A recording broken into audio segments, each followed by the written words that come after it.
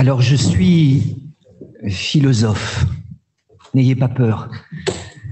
J'essaie de l'être tout du moins, et j'avoue m'interroger régulièrement sur ma légitimité à venir parler de la confiance dans les soins à des soignants, moi qui ne suis pas soignant. Cette interrogation quant à la légitimité de ma parole, je l'ai très vive au cœur. Et cependant, si je dis oui, si j'accepte de parler ce soir, c'est parce qu'en effet, je crois pouvoir tirer un peu de légitimité de la fréquentation de mes chers étudiants. Je veux dire par là qu'en effet, la réalité médicale, la réalité soignante, eh bien, c'est vous qui me l'apportez.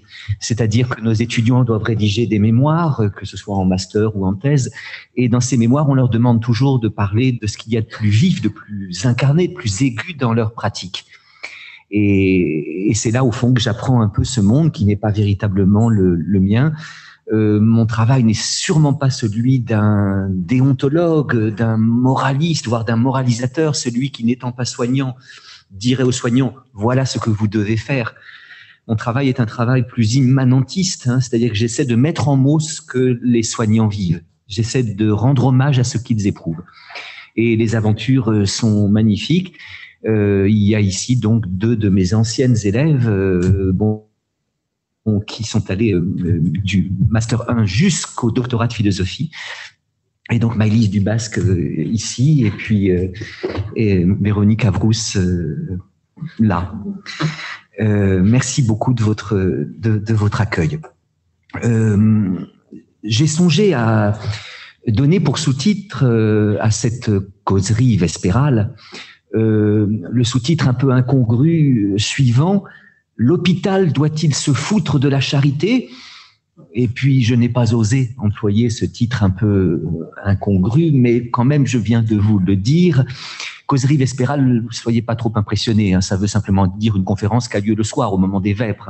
Bon, nulle raison d'être impressionné par le lexique utilisé par les philosophes un peu désuets, un peu coquets. Car en effet, il me semble que la relation soignante a subi ces dernières décennies quelque chose comme une métamorphose. Puisqu'en effet, pendant très longtemps, la relation soignante, elle se conjuguait à partir de ce qu'on pourrait appeler le paradigme de la confiance et de la conscience. Aujourd'hui, la relation soignante, la relation thérapeutique se conjuguerait plutôt à partir du paradigme du contrat. En effet, jadis, on pensait que la relation soignant-soigné, c'était la rencontre d'une confiance du côté du soigné et d'une conscience du côté du soignant. Le soigné se confiait son corps, confiait son mal au soignant. Éventuellement, il confiait le corps ou le mal de son enfant ou de son parent s'il n'était pas encore véritablement, ou plus vraiment en état de se confier soi-même. Mais en effet, à l'origine de cette relation thérapeutique, de cette relation soignante, il y a tout d'abord quelqu'un qui se confie, quelqu'un qui accorde sa confiance. Lorsque les processus physiques ne suffisent pas à empêcher le développement des maladies, lorsque les globules blancs, lorsque les défenses immunitaires, lorsque la nature, lorsque la physis, comme disaient les Grecs, ne suffit pas à nous empêcher d'avoir mal, nous allons voir un soignant et nous nous confions à lui, mais nous espérons qu'il soit digne de cette confiance. Et pour qu'il soit digne de cette confiance, nous attendions de lui qu'il eût une conscience. La conscience était professionnelle ou était morale, qu'importe, je n'entrerai pas ce soir dans cette distinction.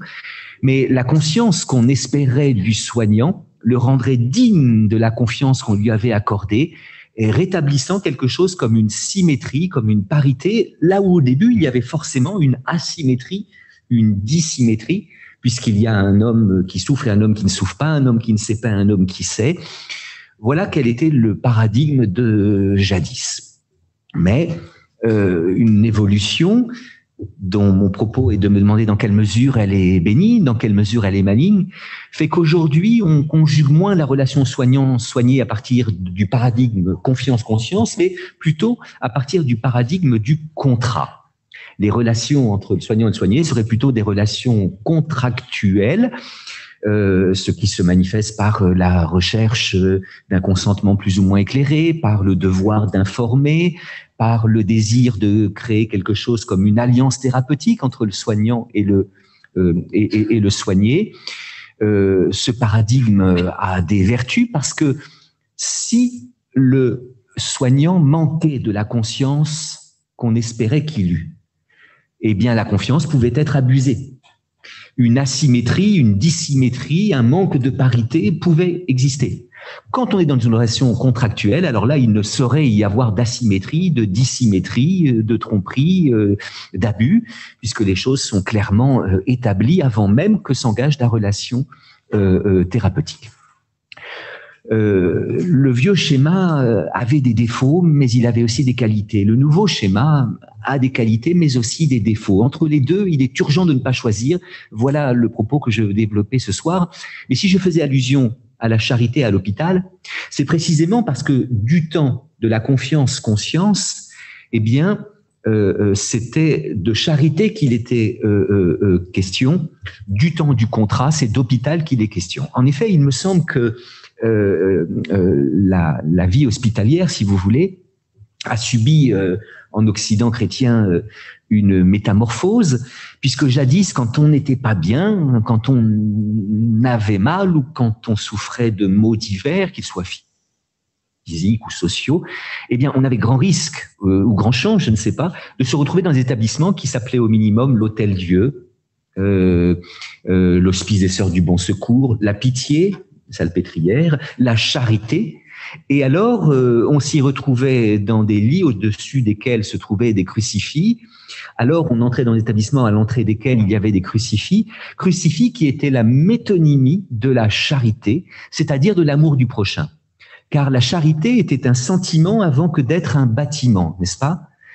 J'entends encore ma grand-mère dire, ça y est, ils ont dû placer Madame Baudel à la Charitèche parce que le dentier sifflait un peu, cela nous amusait beaucoup quand nous étions petits.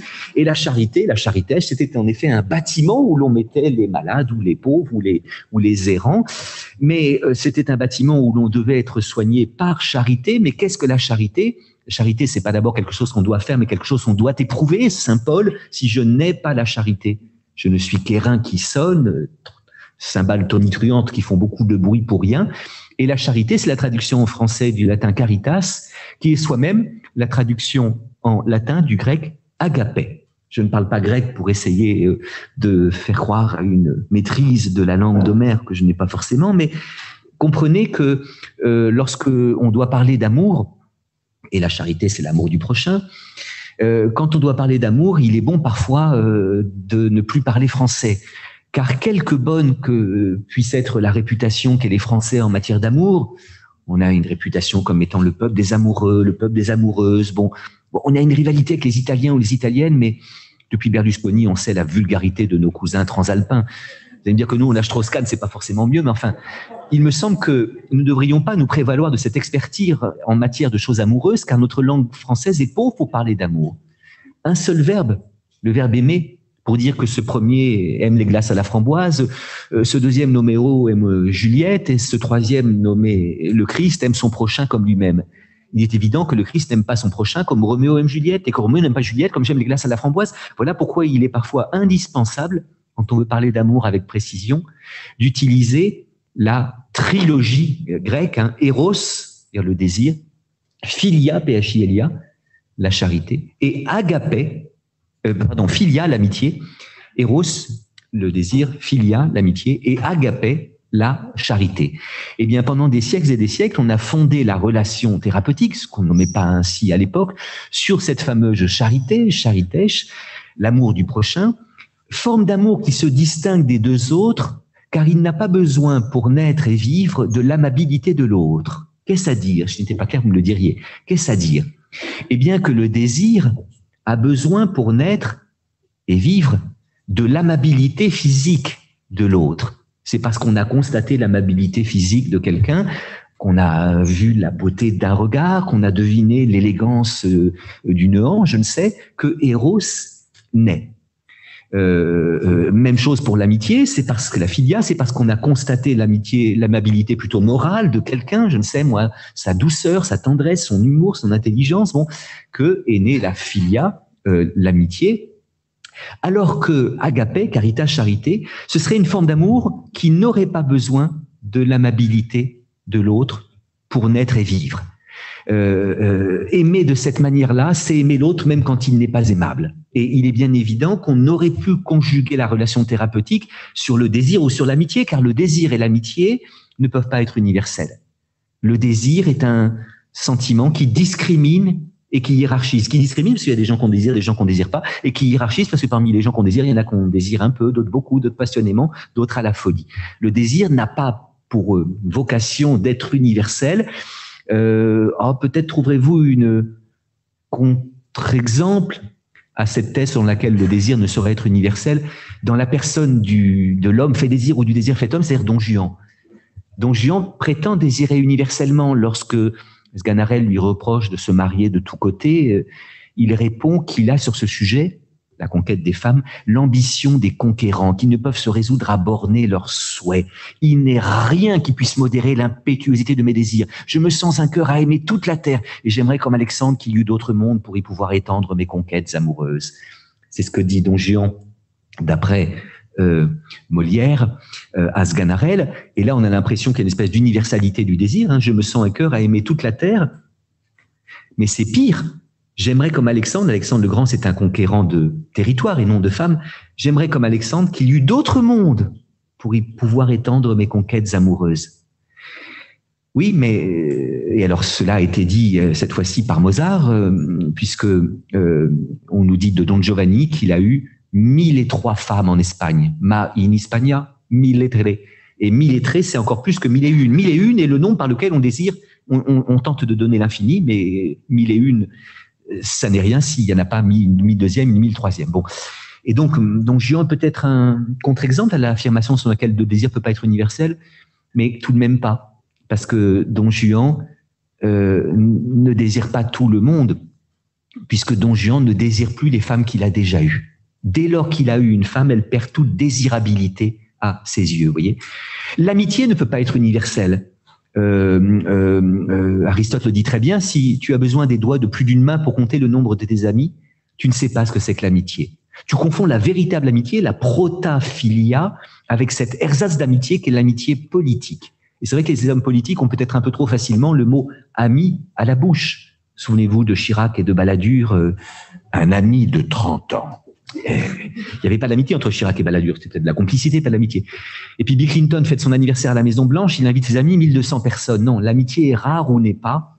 Dans sa vie, on a 2 amis, peut-être 3, 4, 5, si vous avez une vie une vie sociale très ardente, un carnet d'adresses fort épais. Mais non, l'amitié est rare ou n'est pas. Au-delà, c'est très agréable, c'est des copains, des copines, des camarades, des relations. L'amitié est rare ou n'est pas. Donc, ni le désir, Eros, ni l'amitié, Philia, ne saurait être universel. Voilà pourquoi on ne pouvait conjuguer la relation thérapeutique ni sur le désir ni sur l'amitié. Voilà pourquoi pendant des siècles et des siècles, on l'a conjugué sur la gapé, caritas, charité, où il y a une nécessité, en tout cas un appel, une invitation à l'universalité. Bah oui, c'est dit facilement. Aime tes ennemis comme tes amis. La distinction ami-ennemi qui demeure encore au 2e étage de cette fusée amoureuse est pulvérisé par les rayons de l'épiphanie christique. Il faut aimer, et puis surtout, il faut aimer son prochain comme soi-même,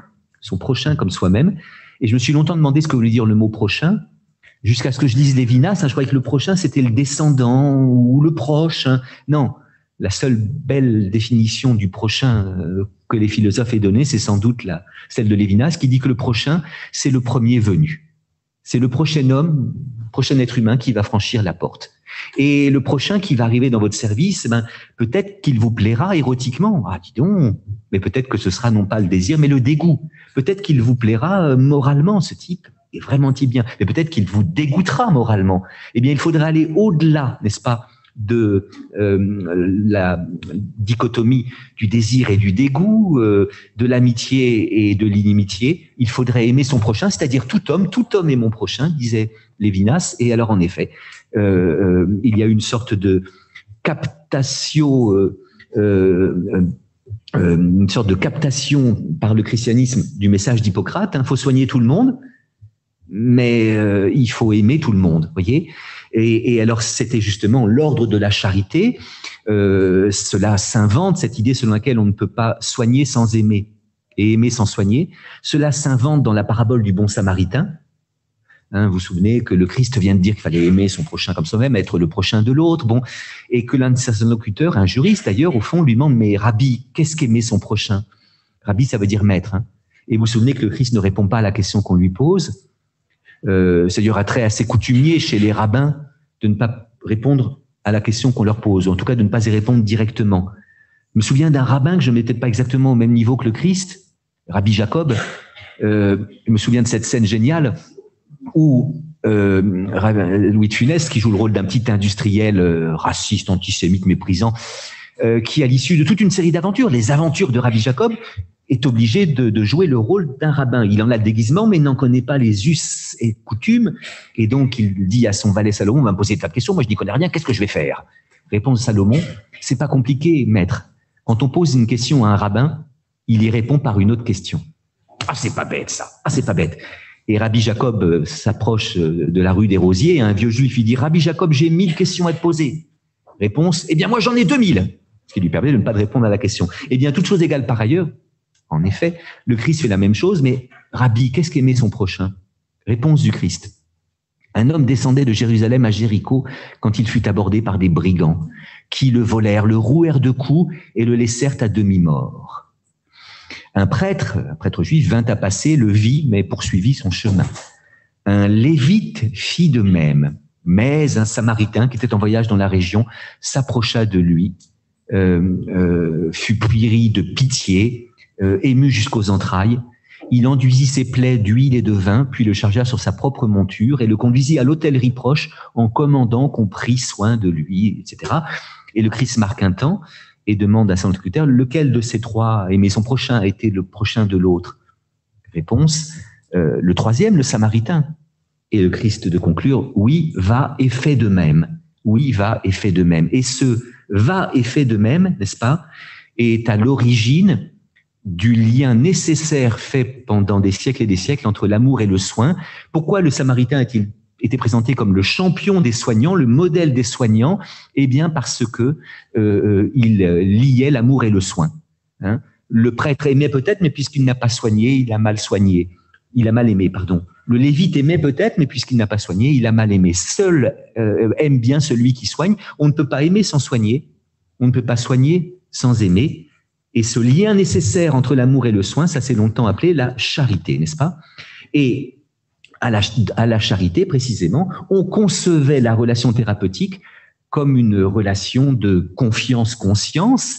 D'ailleurs, du temps qu'on était soigné par des religieuses, eh bien, il était question, oui, d'un crucifix, il était question d'une foi, d'une fidélité, d'une fiance, tout ça c'est le même mot. Confiance a longtemps été marqué par son origine religieuse. Et il s'agissait en effet d'être digne de la confiance qui avait été accordée par le soigné. Pour cela, avoir une conscience, pour cela, voir en tout souffrant un frère du Christ. Hein, vous aviez un souffrant horizontalisé par sa souffrance, mais au-dessus, vous aviez du lit un crucifix, un souffrant verticalisé par sa souffrance. Bon, ce vieux schéma, eh bien, avait ces deux défauts. Premièrement, d'être fondé sur une foi qui a beaucoup déserté notre monde hospitalier, et la laïcisation du monde, dont je me félicite personnellement, fait qu'il était difficile de le laisser intact, n'est-ce pas? Et deuxième défaut de ce vieux schéma, c'est que de la confiance, il peut toujours y avoir abus, puisque cela met le malade dans une relation de dépendance, dans une relation d'espérance. Hein. J'espère que vous aurez une conscience qui vous rendra digne de ma confiance, mais je ne peux pas faire que vous en manquiez, voyez, que vous n'en manquiez pas. Je ne peux pas faire que vous n'en manquiez pas. De la confiance, il peut toujours y avoir abus. D'ailleurs, la confiance, en un sens, fomente la trahison. Je veux dire par là que seul peut vous trahir quelqu'un à qui vous accordez votre confiance. Quelqu'un à qui vous n'avez jamais accordé votre confiance, à qui vous n'avez jamais songé même de l'accorder, ne vous trahira pas. Hein. Pardonnez-moi de prendre un exemple politique. Je vous avoue n'avoir jamais accordé ma confiance et n'avoir aucune intention de l'accorder à la famille Le Pen. Eh bien, les Le Pen ne m'ont jamais déçu, ne m'ont jamais trahi.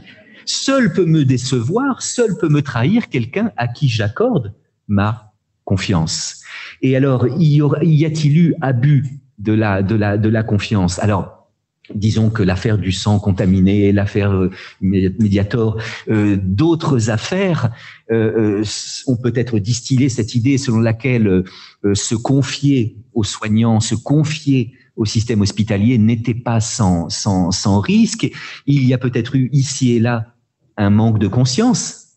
Et la confiance abusée ne se répare pas facilement parce que le monde s'est laïcisé, parce qu'il y a peut-être eu manque de conscience ici et là, plus fondamentalement parce que nous sommes obsédés, comme Tocqueville l'a dit, par l'égalité. Hein, le passage de l'Ancien Régime au Nouveau Régime, dit Tocqueville, c'est l'entrée dans le monde de la passion de l'égalité. Eh bien, nous n'avons plus voulu de ce vieux schéma. Hein. En effet, il y a une inégalité de principe entre celui qui accorde sa confiance et celui à qui il accorde sa confiance. Être laissé au bon vouloir, à la bonne volonté, à la bonne conscience ou pas d'un soignant, cela peut mettre le soigné dans une situation de soumission, de domination, de dépendance dont nous n'avons plus voulu. Et alors voilà pourquoi aujourd'hui, en effet, quand on n'est pas bien, quand on souffre, on ne se retrouve plus à l'Hôtel-Dieu, à l'Hospice du Bon Secours, à la Pitié, Salpêtrière, on se retrouve à l'EHPAD, au CHU, au CHU, au Myosotis, au Pervenche. On donne souvent des noms de fleurs aux maisons de retraite, je ne sais pas trop pourquoi. Peut-être parce que les odeurs qu'on y sent ne sont pas toujours florales, enfin bon, je ne sais. À la masse, maison d'accueil spécialisée, aux femmes, foyers d'accueil médicalisés. Et dans ces établissements-là, vous chercherez en vain la présence du moindre crucifix. Là où à l'entrée de la Charité, vous trouviez le crucifix, à l'entrée du CHU, vous trouvez une charte du patient hospitalisé. Et si vous lisez cette charte, vous chercherez en vain le mot amour, la notion de charité, la notion de confiance, la notion de conscience. Vous trouverez la notion de respect. Hein. Tout patient a droit au respect de sa dignité. L'histoire du soin en Occident, c'est l'histoire d'une substitution. On a substitué à l'amour du prochain le respect de la dignité de la personne humaine. Et ce respect de la dignité de la personne humaine, eh bien, passe justement par la signature d'un contrat, lequel contrat éviterait, puisqu'il ne saurait être léonin sans cesser d'être un contraint, n'est-ce pas, lequel est censé justement rétablir cette égalité, cette parité qui peut-être aurait pu manquer dans l'ancien paradigme, dans l'ancien système. Soit, et je pense en effet que nous avons besoin de contrats dans le monde. En un sens, Spinoza l'a dit définitivement, si les hommes n'avaient de désir que pour ce qui est vraiment bon, la société n'aurait besoin d'aucune loi. Il suffirait d'un enseignement éthique pour que les hommes fissent d'eux-mêmes ce qui est vraiment bon. Mais tout autre est la disposition de la nature humaine. C'est le plus souvent entraîné par l'appétit du plaisir et les passions sans frein que les hommes agissent. De là vient que une société ne peut subsister sans un pouvoir de commandement et sans des lois, lois qui modèrent et contraignent l'appétit du plaisir et les passions sans frein, et lois et contrats. Alors c'est un texte de Spinoza. Spinoza, au moment d'une causerie vespérale, c'est peut-être un peu hard, mais le texte est limpide. Si on en perçoit la structure, si les hommes étaient ainsi disposés par la nature qu'ils n'eussent de désir que pour ce qui est vraiment bon, certes, la société n'aurait besoin d'aucune loi, il suffirait d'éthique. Mais tout autre est la disposition de la nature humaine, c'est le plus souvent entraîné par l'appétit du plaisir et les passions sans frein que les hommes agissent. De là vient que une société ne peut subsister sans des lois. Je redis le texte, si, ainsi, certes, mais de là vient que. si une hypothèse sur la nature humaine, si les hommes n'avaient de désir que pour ce qui est vraiment bon. C'est-à-dire qu'ils en ont du désir pour ce qui est vraiment bon, mais pas que. La société n'aurait besoin d'aucune loi. Il suffirait d'un enseignement éthique pour que les hommes fissent de même ce qui est vraiment bon. Mais, alors, si les hommes étaient ainsi, pas besoin de loi. Mais ils sont pas ainsi. Mais tout autre est la disposition de la nature humaine. Et le disposition de la ligne 5 répond au disposé de la ligne 1. Mais tout autre est la disposition de la nature humaine. C'est le plus souvent entraîné par l'appétit du plaisir et les passions sans frein que les hommes agissent. Ben oui, on imagine un soignant si consciencieux qu'il fait taire en lui les passions comme l'avarice, comme la haine, comme le mépris, comme l'ambition, comme la jalousie. On imagine un soignant tellement consciencieux qu'il ne se soucie pas de son plaisir. Bon, eh bien non, les êtres humains sont faits de telle sorte qu'ils ont désir pour le plaisir. Et le plaisir, ça peut être éventuellement de se débarrasser, d'un patient un peu gênant, bon, des choses de ce genre, bon, après tout, ou d'utiliser un médicament, dans un but plus lucratif que thérapeutique, je ne sais, bon. Et puis les passions. Les passions, c'est pas seulement des désirs très intenses, hein, c'est ce que Molière nous décrit, une espèce de folie douce. Avouez que tous vos patients ne sont pas aimables. Même aidés du souffle du Saint-Esprit, vous n'arrivez pas tous à les aimer. Avouez que vous êtes aussi sujet à l'appétit du plaisir, à la passion sans frein, aux haines, au mépris, à la paresse. Enfin, c'est humain tout ça. Tout autre est la disposition de la nature humaine. C'est le plus souvent entraîné par l'appétit du plaisir et les passions sans frein que les hommes agissent. De là vient que, la conclusion, de là vient que nulle société ne peut subsister sans un pouvoir de commandement et sans des lois. Lois qui modèrent et contraignent l'appétit du plaisir et les passions sans frein. Alors, donc, entrée de la loi dans le monde hospitalier, qui résultat ne s'appelle plus charité, mais hôpital, n'est-ce pas?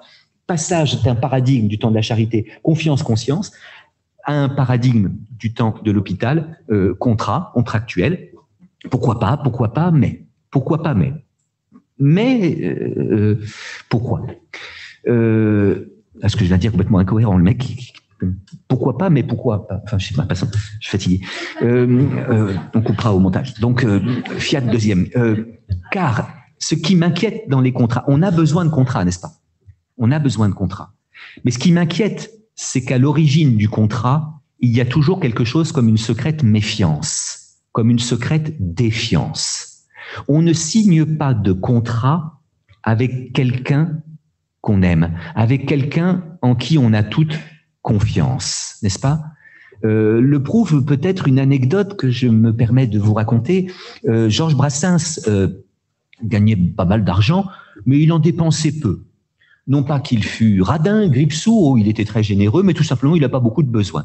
Et il avait un ami très proche qui s'appelait René Fallet, auteur de l'immortel Soupe aux choux, enfin c'est peut-être pas ce qu'il a fait de mieux, enfin passons, qui lui au contraire était très dépensier, avait les mains percées, et régulièrement Brassens épongeait un peu les dettes de son copain René Fallet, et un jour Fallet va voir Brassens en lui disant, tu sais, là je suis complètement ruiné, enfin il faut vraiment, est-ce que tu peux me prêter de l'argent? Mais bien sûr, ce que tu veux. Non mais là c'est une grosse somme.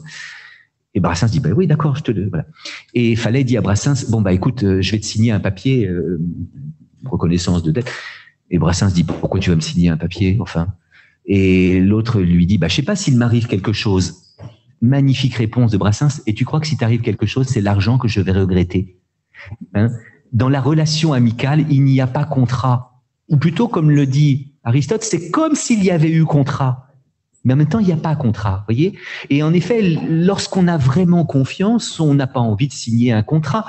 La plupart des mariages sont aujourd'hui d'amour et non plus d'argent ou d'arrangement. Si je dis la plupart, c'est parce que je sais que c'est pas toujours le cas, mais enfin, bref, aujourd'hui, on n'est plus obligé de se marier. On se marie quand on s'aime, alors qu'on n'est pas obligé. C'est une merveille, ça. Cependant, quand les deux tourtereaux qui s'aiment passionnément et qui s'aiment tellement passionnément qu'ils sont sûrs qu'ils vont s'aimer durablement. Ils croient que l'intensité de leurs sentiments est un gage de durabilité. Ils se trompent, parce que la passion, c'est pas l'amour. À l'origine de la passion, il y a toujours une espèce d'égarement du jugement qui fait qu'on ne voit pas les défauts de l'autre. Hein. Eh bien, il faut malheureusement donner raison à Guitry qui disait que les plus belles amours commencent dans le champagne et se terminent dans la tisane. Mais enfin, quand on s'aime passionnément, on n'imagine pas qu'on cessera de s'aimer. Et en plus, on n'est pas obligé de se marier pour se faire l'amour, on n'est pas obligé de se marier pour vivre ensemble. Bref, personne. Bon. Et donc, les deux tourtereaux vont voir l'agent, l'officier d'état civil. Il doit leur demander s'ils veulent faire un contrat de mariage. Eh bien, dans l'immense majorité des cas, les deux tourtereaux ou tourterelles, enfin, disent bah non, non, non, on a tellement confiance qu'il y aura. Tu m'aimes tellement, donc jamais tu me trahiras. Bon. Et alors, si l'un des deux disait oui, oui, je veux faire un contrat, tout de suite, je suis sûr que ça veut dire que tu te défies de moi, mais peut-être qu'il a raison de faire un contrat, parce que oui, la pérennité de la passion est une chose merveilleuse, mais elle ne dure pas. Parce que après que vous avez idéalisé l'autre, vient le moment où vous le désidéalisez, c'est pas. Et alors, en effet, mais dans ces deux histoires, il est dit que Eros d'une part et Philia d'autre part, l'amitié fallait Brassens. Le désir des deux tourtereaux fait que quand on s'aime vraiment, eh bien, on n'a pas besoin de contrat. Et en effet, il y a toujours à l'origine du contrat quelque chose comme une méfiance, quelque chose comme une défiance. Or, on ne travaille pas bien dans un climat de méfiance. On ne travaille pas bien dans un climat de défiance généralisée. Vous voyez, je dirais que avoir en face de soi quelqu'un qui se défie, ça n'invite guère à se dévouer pour lui ou pour elle, n'est-ce pas? La méfiance n'invite pas au dévouement et le manque de dévouement n'invite pas à la confiance. Vous voyez, je dirais que la confiance, en revanche, est une très belle chose. Il serait triste que le passage d'un paradigme à l'autre nous fit oublier ce qu'il y a de beau dans la confiance, car la confiance, en revanche, invite au dévouement. Quand un patient se confie à vous ou confie son enfant, et quand au moment où vous voulez qu'il signe un contrat, dit mais je vous fais confiance, moi, qu'est-ce que vous feriez? Puis dites-moi où il faut signer, je ne lis même pas. Eh bien, vous sentez quelque chose comme un crédit qui vous est accordé. La confiance, celui qui vous accorde sa confiance, c'est celui qui voit en vous ce qu'il y a de mieux. Hein? Dans les récits des vies des gens qui ont un peu réussi, souvent vient un déclic qui est ce personnage-là m'a fait confiance. Hein? Il m'a fait confiance. Et celui qui m'a fait confiance, c'est celui qui a vu en moi ce qu'il y avait de mieux. Et résultat, je le suis reconnaissant de m'accorder sa confiance. Donc, la confiance invite au dévouement, qui renforce la confiance en un cercle vertueux. En un cercle vertueux. Je dis que c'est d'abord la confiance du soignant, du soigné. Ça peut être, qui commence, hein, mais ça peut être aussi le dévouement du soignant. Hein. Peut-être qu'il est venu un peu, bon, il faut vraiment que j'aille à l'hôpital, j'ai pas envie, etc. Bon, mais il a vu votre dévouement. Et son dévouement a entraîné qu'il vous a accordé sa confiance. Hein. Donc, c'est pas forcément d'abord confiance, ensuite dévouement, d'abord dévouement, ensuite confiance. Des fois, ça peut être synchrone, ça peut être contemporain. Et puis, un cercle, par définition, ça commence à n'importe quel point du cercle. Hein. Et je crois en effet que quand on est dans un climat de confiance, on a envie de se dévouer et les relations sont plus belles. Je vais prendre une image terriblement machiste, ou plutôt anti-machiste. D'où vient qu'elle rate toujours son créneau quand son mari la surveille? J'imagine l'histoire, monsieur conduit une BM, madame une Clio, ils prennent la BM pour aller dîner chez leurs amis X, et monsieur abuse un peu de la dive bouteille. Et au moment de repartir, on dit « faudrait mieux que tu la laisses conduire quand même ». Alors lui, bah, pas du tout, c'est le genre de macho hallucinant qui prouve que l'ordre patriarcal n'est pas complètement déconstruit, puisqu'on l'a entendu dire au bistrot récemment. De toute façon, nous, en bagnole, on est moins dangereux bourré que elle à jeun. Vous voyez, le mec, finalement, il accepte que ce soit elle qui conduise, mais il n'a pas confiance, parce qu'il craint. Une rayure à la BM, c'est comme une faille ontologique. Une fissure métaphysique. Enfin, donc, attention, fais attention, accélère. Bon. Et puis, alors, elle arrive au moment où il faut qu'elle fasse le créneau. Bon, il y a assez de place, mais il la surveille du coin de l'œil parce qu'il a peur. Et ben oui, ce climat de méfiance fait que elle va peut-être le rater. Là où s'il y avait eu un climat de confiance, elle l'aurait sans doute réussi. Je ferme cette parenthèse que j'aurais peut-être ne point ouvrir. Mais voilà ce qui peut m'inquiéter dans le schéma contractuel, n'est-ce pas? Alors, est-ce une raison pour revenir au vieux schéma confiance, conscience? Non, parce que je le répète, on est laissé au bon vouloir d'une conscience qui peut manquer, n'est-ce pas? Voilà pourquoi entre le paradigme confiance, conscience d'une part et le paradigme contractuel d'autre part, il est urgent de ne pas choisir. On a besoin des deux. Et il me semble que dans notre système français, on essaie de conjuguer un peu les deux. On n'en est pas. On a, quand j'ai commencé, vous le rappeliez, à m'occuper d'éthique, il y a déjà donc 25 ans, médicale, on craignait que le paradigme états-unien, vous voyez, où tout est juridicisé, où tout est judiciarisé, eh bien, nous envahisse le monde hospitalier français. Non, on résiste quand même pas mal. Et pourquoi est-ce qu'on résiste quand même pas mal? C'est parce que nos idéaux d'égalité, de parité, notre laïcité, chose fort bonne en vérité, ne nous empêchent pas de considérer qu'il y a quand même quelque chose de beau dans la confiance. Pourquoi? Bien parce que accorder sa confiance à quelqu'un, c'est pas se soumettre à lui, c'est s'en remettre à lui. Vous voyez? Accorder sa confiance à quelqu'un, c'est s'en remettre à lui. Ça n'est pas se soumettre à lui. S'en remettre à quelqu'un, c'est l'inviter à donner. Se soumettre à quelqu'un, c'est le laisser prendre.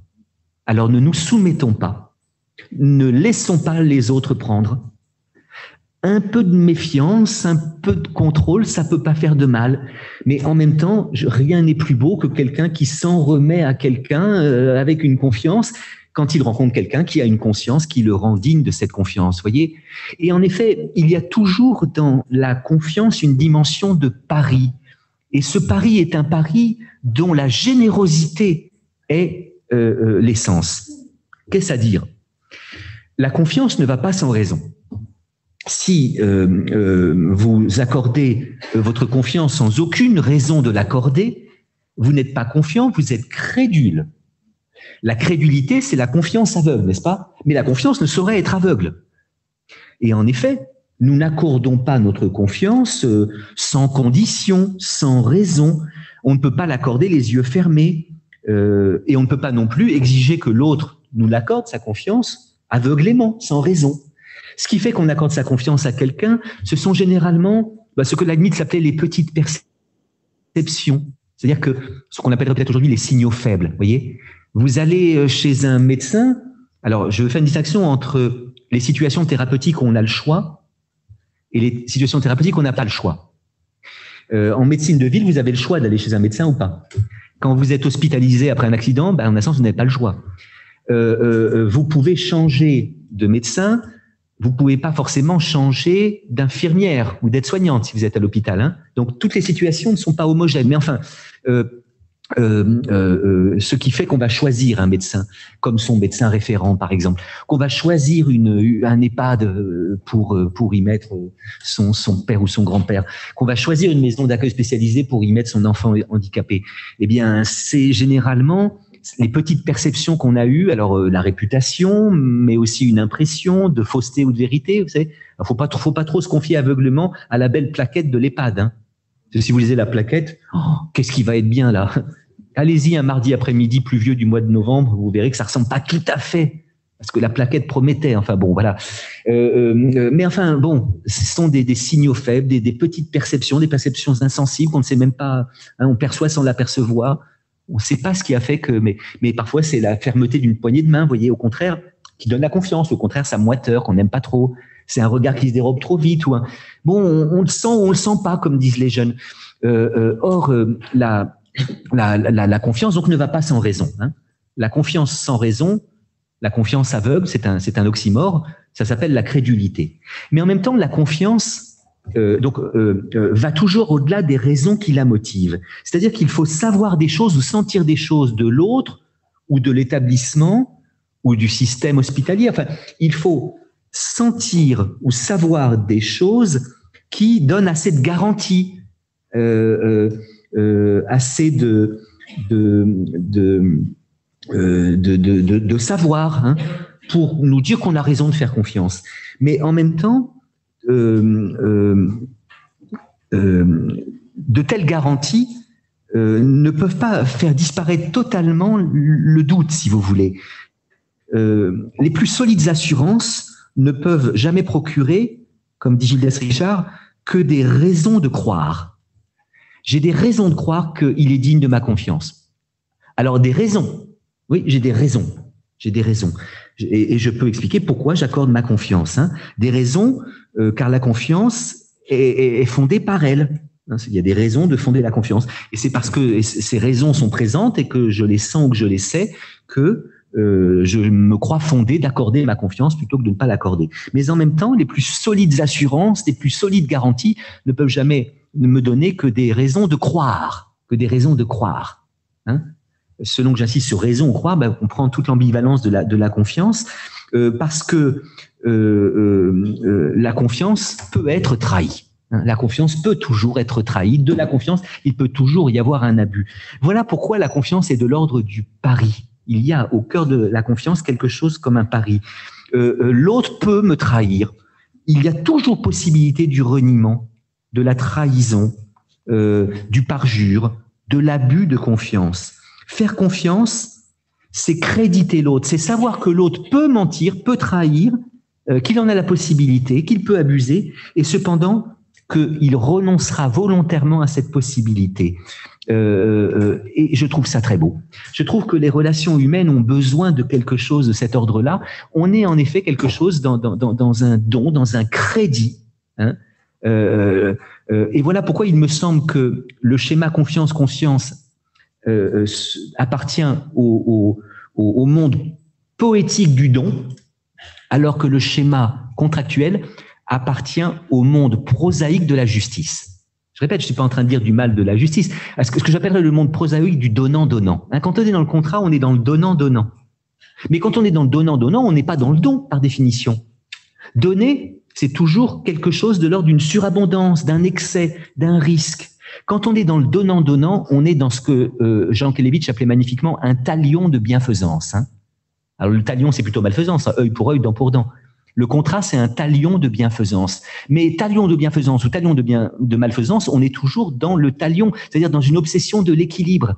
Dans le monde prosaïque du donnant-donnant, il n'y a jamais d'excès, d'asymétrie, de déséquilibre, hein. D'ailleurs, le symbole de la justice, c'est évidemment la balance, hein, qui veut quelque chose comme de l'égalité. Eh bien, on a absolument besoin de ça. La justice est nécessaire. Le contrat est nécessaire. Mais ce qui est nécessaire n'est pas toujours suffisant. Et en effet, Hegel dit quelque part, il réfléchit au rapport entre la charité et la justice. Et Hegel dit quelque part on a besoin des deux, mais pourquoi? Parce que la justice parfaite n'est pas advenue. Autrement dit, pour Hegel, quand la justice, la charité n'est là, si vous voulez, la charité privée, le fait de donner quelque chose qu'on n'est pas obligé de donner, hein. C'est ça la charité, hein, le fait de donner quelque chose qu'on n'est pas obligé de donner.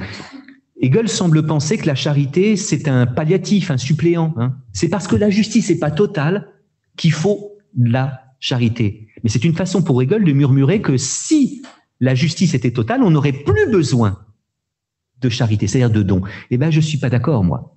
Parce que, imaginons que toute la justice règne, mais que la justice règne. Eh bien, j'aurai jamais de don, jamais de gestes dépareillés, boiteux, incompensés, hein. Dans le monde du donnant-donnant, on veut jamais être en reste. On veut être sûr de recevoir. On veut être sûr de recevoir, hein. On ne donne que si on est sûr de recevoir, ce qui fait qu'on donne pas. Si on est dans l'échange, pas dans le don, hein. Le don, c'est toujours un excès. La générosité est toujours un excès. Une femme aux formes généreuses, c'est une femme qu'on a un peu trop. Donc la générosité, c'est l'excès. La justice, c'est l'équilibre. La justice, c'est équilibre. La charité est déséquilibre. La justice est paritaire. La justice est la charité est boiteuse, etc. Eh bien, je crois qu'on a besoin quand même de quelque chose. Parce que, regardez, quand un patient vous dit merci, mais il n'y est pas obligé. Dans un monde où régnerait toute la justice, mais où ne régnerait que la justice, il n'y aurait jamais quelque chose comme un sourire, comme un merci, comme un s'il vous plaît. Après tout, vous êtes infirmière et la vieille dame vous dit « Oh, merci, merci, c'est gentil ». Vous pourriez dire « Je ne fais que mon travail et je suis payé pour ça ». Mais elle a senti quelque chose comme un don. Alors, laïcisons tout cela, hein. Il n'est pas nécessaire d'employer le mot charité pour vouloir que tout ne soit pas de l'ordre du donnant-donnant dans le monde hospitalier, voyez, que tout ne soit pas contractualisé dans le monde hospitalier. Cette charité, laïcisons-la et appelons-la tout simplement générosité. Eh bien, ce qui donne peut-être le prix à votre métier, c'est justement que tout n'y soit pas contractuel, qu'il y ait, comme dit Jean Kelevitch, un je ne sais quoi, un presque rien, qui fait le charme de la relation soignante. Et le charme de la relation soignante, il se trouve aussi dans le fait que quelqu'un s'en remet à vous avec une confiance qui n'est pas aveugle, sinon ce serait une crédulité, hein, qui, en un sens, vous dignifie, vous grandit. Hein. Voilà pourquoi il ne faut pas que l'hôpital se foute de la charité. Voilà pourquoi, ou plutôt il peut se foutre de la charité si dans le mot charité on veut absolument qu'il y ait la religiosité qu'il y avait jadis, n'est-ce pas? Mais il me semble que quelque chose comme de la confiance, et la confiance, eh bien, ça consiste à espérer plus souvent qu'on ne doute. L'essence de la confiance, c'est cela.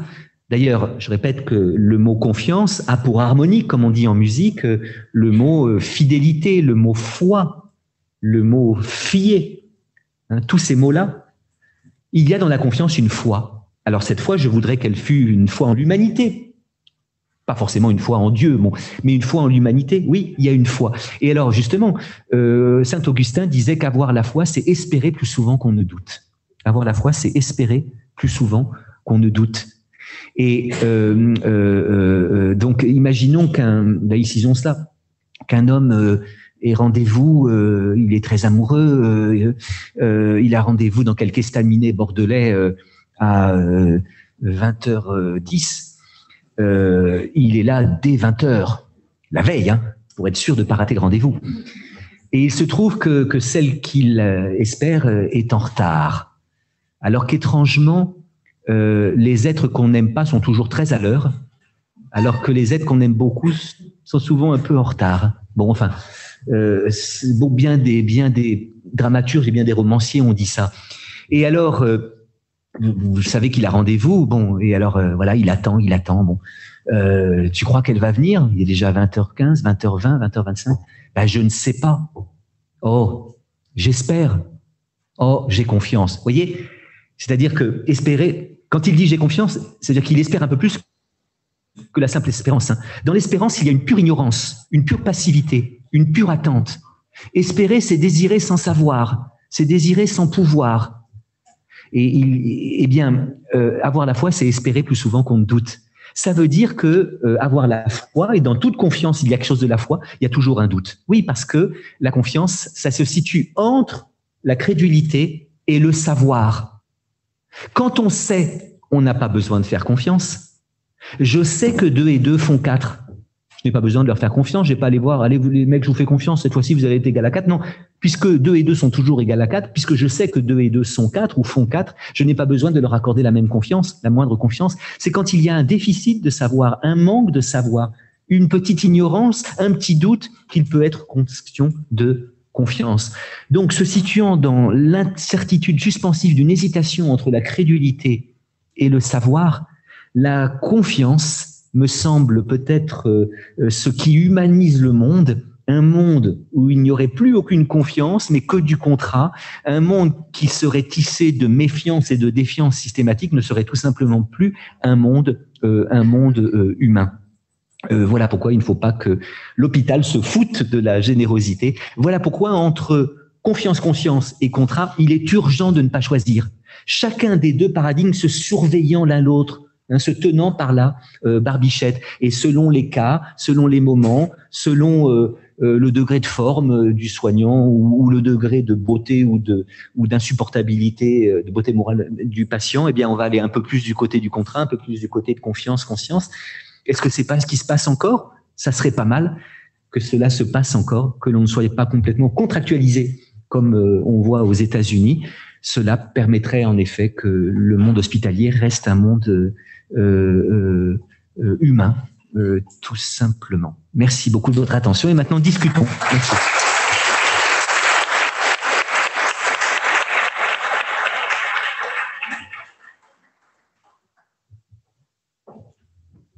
Merci beaucoup, Monsieur Fiat. Vous aviez déjà notre confiance, mais nous n'étions absolument pas crédules et vous ne nous avez pas trahis.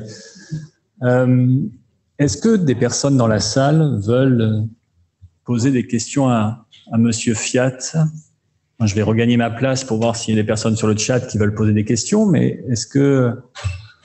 Oui? Alors, je vais vous donner un micro.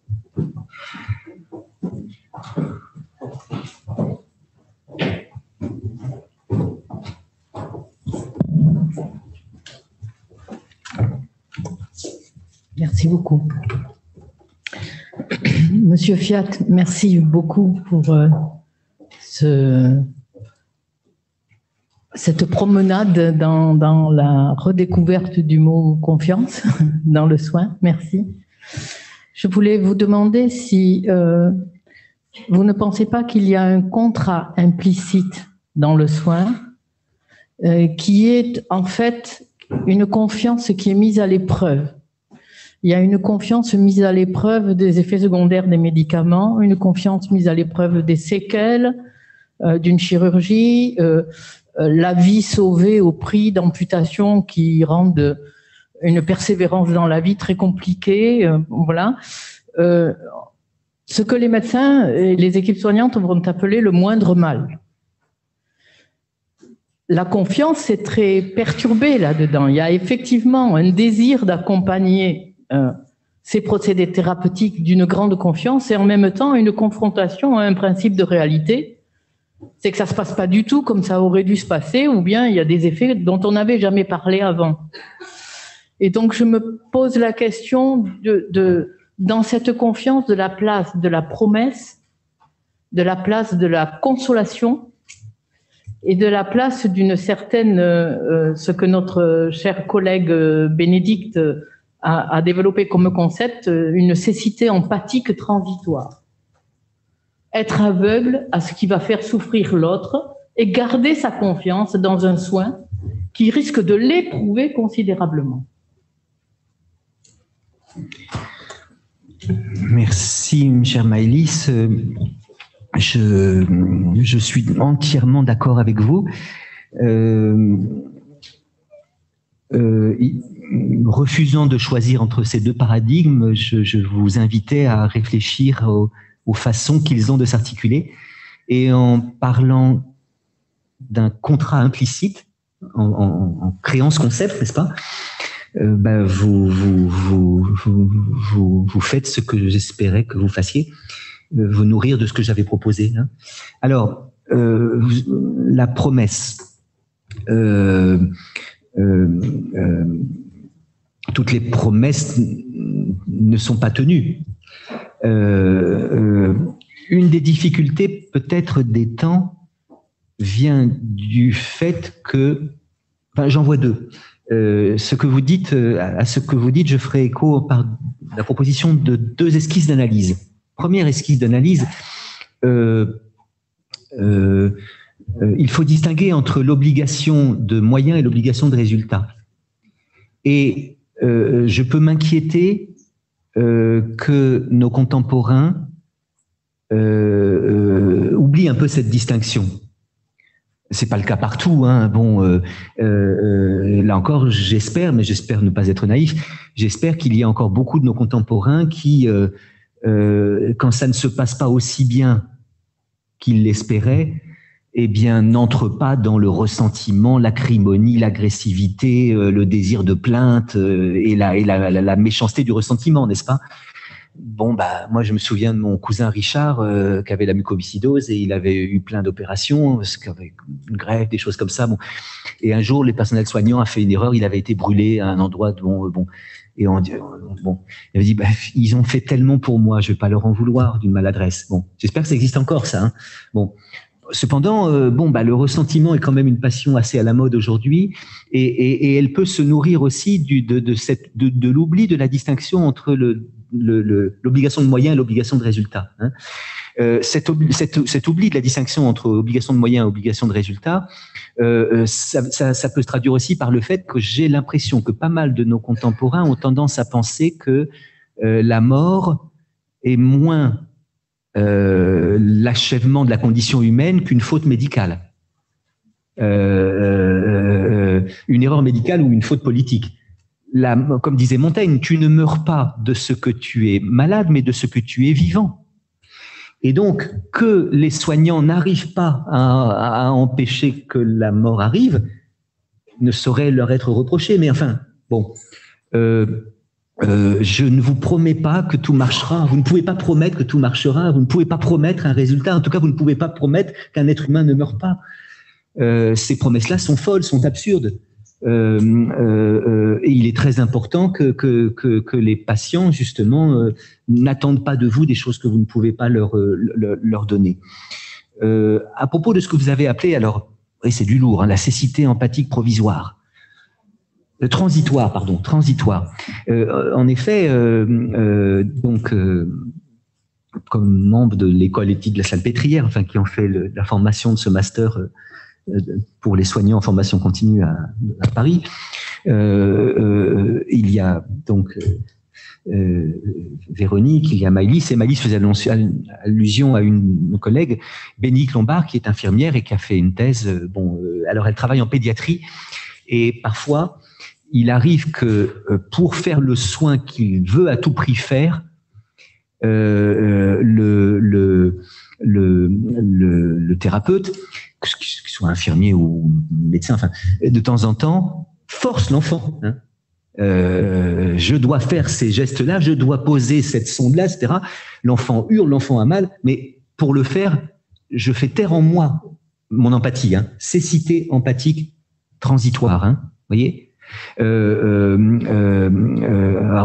voilà ce que Bénédicte Lombard a mis à inventer. Un philosophe disait de lui, c'est quelqu'un qui invente des concepts, et les trois. Bon, je fais un peu de pub là quand même, c'est un peu trop. Ça s'est vu un peu. Non, c'est bien, ça va. Mais vous avez inventé l'ontologie avec H-O-N. Enfin, vous lui avez donné un contenu. Bon, Maëlys a inventé. Et puis là, bon, voilà des soignants qui sont pas philosophes au début, mais qui inventent des concepts philosophiques. Ça, c'est absolument admirable. Eh bien oui, il arrive parfois, et je ne saurais le lui reprocher, que le soignant épuisé, devant enchaîner les tâches, obligé de le faire par une hiérarchie ou un système qui parfois ne le respecte guère, eh bien de temps en temps mécanise le soin, vous voyez, pour continuer de le faire. Qu'est-ce que je veux dire par là ? Donc mécaniser le soin, on va dire que c'est le contraire enfin, la mécanisation du soin serait contraire de l'éthicisation du soin. Faut pas juger trop vite. Là encore, je veux pas être un déontologue ou un moraliste ou encore moins un moralisateur. Avouez que la relation soignant-soigné n'est pas la même un beau matin de mai quand vous êtes en pleine forme, qu'un inconnu vous a offert des fleurs sur le chemin qui vous conduit au CHU, que vous arrivez dans un lieu où on vous remercie de ce que vous faites, on vous gratifie, on vous a dit que les RTT que vous aviez posés vous sont accordés, enfin, et où vous rentrez dans une chambre où vous attend une vieille dame qui est reconnaissante, gratifiante. Hein. Oh, j'aime bien quand c'est vous qui venez. Oh, vous êtes mon petit rayon de soleil. C'est pas comme l'autre. Et puisqu'elle aime pas l'autre, ça fait toujours un peu plaisir. Bon. Et alors là, mais non, je fais comme mon métier. Oh non, vous m'apportez. Et puis là, vous savez, les fameuses images utilisées si souvent de la jeune main qui vient prendre la vieille main. Les vieilles mains étant à la fois racornies, durcies par l'âge et en même temps adoucies. J'ai toujours trouvé au cœur des mains de mes grands-tantes, grand-mères, tout ça, un étrange point de douceur là, hein, comme une neige à peine fondue.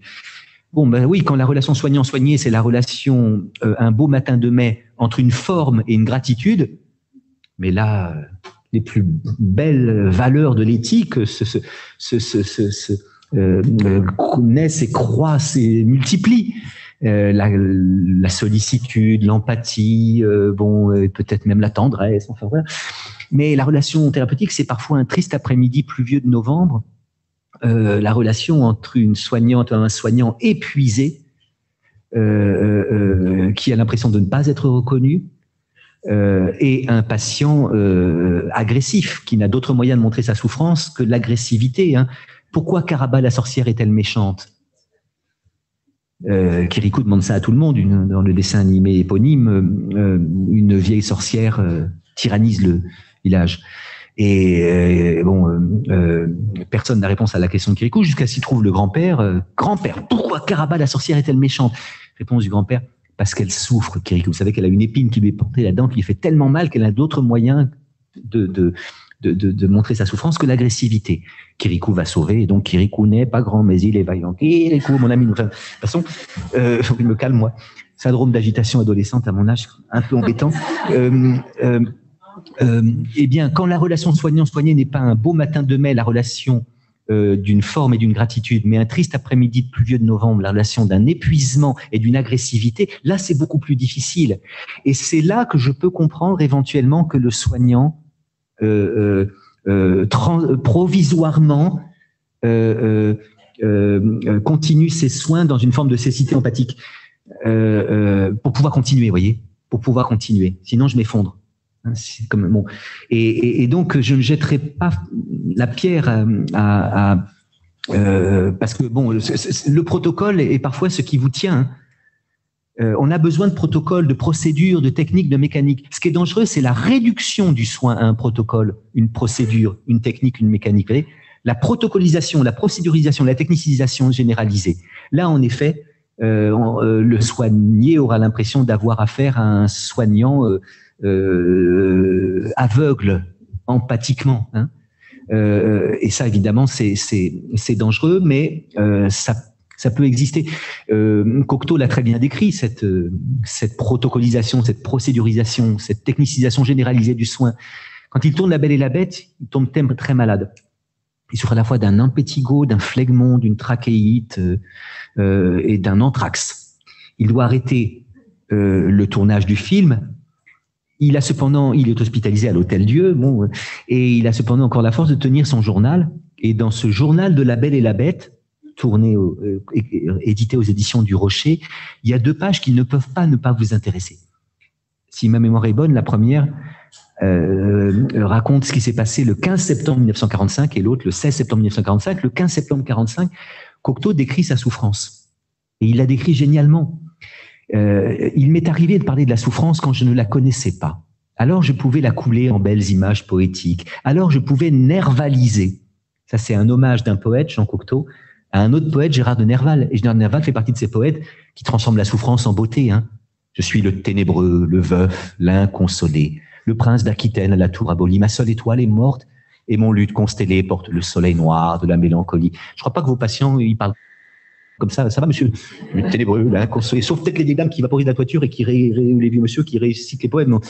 Non, Cocteau dit souffrir est tout autre chose. Souffrir, c'est ce qui fait un être se recroqueviller au coin de la chambre, appeler n'importe qui, n'importe quoi, ne plus pouvoir parler qu'en langue de bête. Et c'est vrai que la langue qui nous reste quand on souffre vraiment, c'est pas la langue poétique ou philosophique, c'est la langue des bêtes. On crie, on gémit, on hurle ou on se tait, hein, bon. Et là, il a une page géniale sur l'expression souffrir comme une bête. Et puisqu'il est en train de tourner La Belle et la Bête, eh bien, alors, vous savez, il a des furoncles partout, donc il peut plus se raser. La barbe a poussé. Il se regarde dans le miroir de l'Hôtel-Dieu, il n'a pas l'impression de voir le visage d'un homme, mais la gueule d'une bête. Et c'est là que dans son délire de poète génial, il imagine que c'est Jean Marais, Jeannot, son copain, si beau, qu'il punit. Ah, tu me fais mettre le masque hideux de la bête. Eh bien, maintenant, tu souffres comme une bête. Il fallait cela pour que le film continue. Alors, il souffre, il appelle, on tourne la page. Et je répète, on est à l'ordre de moment de la charité et des bonnes sœurs, pas encore avec les infirmières et le CHU. J'appelle, on vient. Étrange psychologie que celle des bonnes sœurs. C'est un automate vêtu de blanc qui entre dans la chambre, la range et en sort. Les bonnes sœurs ne soignent pas le malade, elles soignent la chambre du malade, dont le malade n'est qu'un élément parmi d'autres. Les bonnes sœurs ne sont pas vraiment bonnes, elles remplacent la bonté par un mécanisme de bonté. Toute attention à la singularité du cas du malade déréglerait le mécanisme et leur semblerait un crime de lèse-majesté par rapport au médecin-chef ou à la mère supérieure. Alors ce texte est daté, ce que je répète, c'est la charité et pas l'hôpital, c'est les bonnes sœurs et pas les infirmières, mais peut-être c'est le médecin-chef et non plus le chef et non pas le chef de pôle, la mère supérieure et non pas la cadre supérieure infirmière, mais à l'heure de la T2A, je me demande si le texte de Cocteau n'est pas encore plus actuel qu'au moment où il l'a écrit. Et Cocteau dit très bien ce qui fait les frais de la protocolisation, de la mécanisation, de la technicisation généralisée du soin, c'est la singularité, ce qu'il y a d'unique dans tout patient. Eh bien, une attention à cette singularité-là est parfois difficile, je dis pas impossible, hein, mais difficile à un soignant épuisé, vous voyez. Et là encore, bon, bah, c'est classique, mais il faut soigner les soignants. Parce que là où je suis heureux qu'on soit plus à la charité, mais à l'hôpital, c'est parce que respecter quelqu'un qui ne vous respecte pas, respecter tout le monde sans être vraiment respecté soi-même, hein, avoir l'impression de n'être que le rouage d'un immense système bureaucratique ou technique où justement la singularité du cas du soignant n'est pas respectée, ça s'appelle la sainteté. Or, on n'a pas à exiger des soignants qu'ils soient des saints ou des saintes, des héros ou des héroïnes, vous voyez. On n'est que des êtres humains, et un être humain, quand c'est épuisé, ça ne sait pas ne point sentir la fatigue comme le Christ. Hein. Et je m'inquiète que malgré la législation du monde, il y a encore quelque chose comme une espèce de sanctification des soignants, une espèce des applaudissements. Très bien, mais, n'est-ce pas? Bon, voilà les quelques échos que je donne à ce que Maëlys a dit. Je peux faire très court à la prochaine question. Je vais essayer. Merci. Et ce sur quoi vous finissez, finalement, ça vient recouper la question, la réflexion que j'avais. En fait, en vous écoutant depuis le début, la chose qui me venait en tête, c'était la question de la prise de médicaments, sur la question de confiance versus contre la question de ce basculement, à un moment donné, de la part des soignants, enfin du monde soignant envers les patients, avec un regard avant on leur donne tous les éléments, on leur montre qu'on a assez confiance en eux, ils prendront leurs médicaments, à ce basculement vers la question du contrat et ce magnifique terme d'observance, encore plus laid, celui de compliance, avec tout ce que ça peut impliquer aussi symboliquement parlant. Et par contre, vous avez fini sur la question de aujourd'hui, est-ce en France, on reste sur cet équilibre entre ces deux paradigmes, contrairement aux États-Unis, ce que je trouvais très beau, et en même temps, dans ma tête, je n'arrive pas à ne pas penser à ce système qui est en train de nous prendre un rouleau compresseur comme ça, d'un nouveau managériat dans les hôpitaux un peu partout, et aussi au niveau des ARS, HF, et du livre de Julien Duménil, Art médical et normalisation du soin. J'y arrive, hein, vous inquiétez pas. Là, pour le moment, c'est pas très construit, mais vous allez vite entendre. Et en fait, pour moi, il y a un parallèle entre les deux. C'est-à-dire que depuis quelques années, là où avant les directions des hôpitaux, voire au niveau gouvernemental, on avait une certaine confiance en les médecins, en les soignants, infirmières, aides-soignantes. Aujourd'hui, on a tout contractualisé. Parce que dans cette normalisation du soin, il y a une contractualisation. Et donc, là où on espère de la part des soignants qu'ils reviennent un petit peu sur la confiance et la conscience, est-ce qu'il n'y a pas quelque chose d'éminemment impossible, je suis très optimiste, éminemment impossible à ce retour-là, parce que en même temps, eux-mêmes, les soignants, quand vous disiez soigner les soignants, mais eux-mêmes, les soignants, sont pris dans ce regard contractuel de la part d'une instance qui est passée du côté du contrôle, comme l'observance est devenue un contrôle. C'est-à-dire qu'on va voir on n'a plus assez confiance dans les patients sur le fait qu'ils vont prendre leurs médicaments, il faut les vérifier, il faut les contrôler. Et s'ils ne le font pas, on arrête la thérapie, ou bien on les punit au moins symboliquement dans les propos. Donc je trouve qu'il y a un parallèle à faire entre les deux, avec ma question finale, donc c'est est-ce qu'on peut encore être un tout petit peu optimiste ou pas? Malheureusement, je n'y vois pas. Merci beaucoup. Je vous invite à lire sur toutes ces questions-là le livre ou les livres que Maëlys Dubasc a tirés de sa thèse, puisqu'elle a fait toute une enquête au fond auprès de ses confrères et consoeurs soignants. Et ce que je vais dire est un peu inspiré par ce que vous disiez ou écriviez, et dites et écrivez encore. Vous avez tout à fait raison. De même qu'il est difficile de respecter quand on n'est pas respecté, de même il est difficile d'accorder sa confiance quand on est l'objet d'une méfiance. Bon. Alors, je vais tout de suite à ma réponse. Je ne suis pas aussi pessimiste que vous. Ou alors plutôt, je dirais, comme Gramsci, pessimisme de la raison, mais optimisme de la volonté. Qu'est-ce à dire?